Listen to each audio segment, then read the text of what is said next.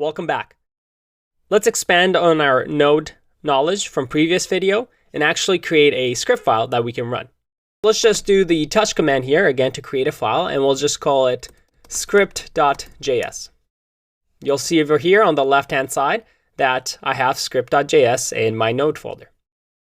Now within this folder, I can now do anything in JavaScript. I can say const a equals 5. Oh, and that's not the folder that I want. We want to open this, and we'll say const a equals 4, const b equals 5, and then we can just console.log a plus b.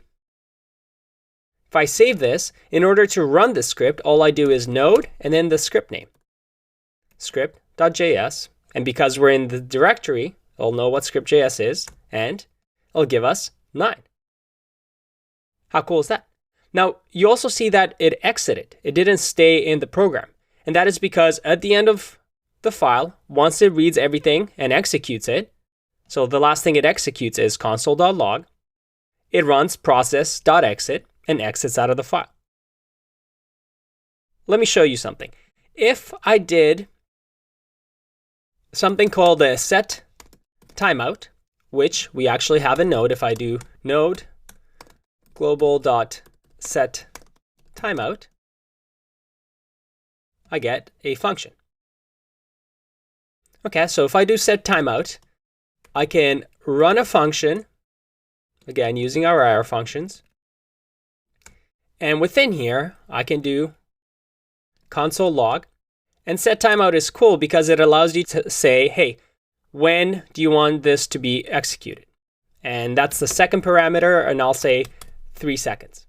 So if I save and I do node script.js, 1, 2, 3, and there you go, 9.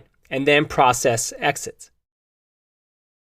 Node is smart enough to run through this. Once this is done, ends the process and comes back to the terminal.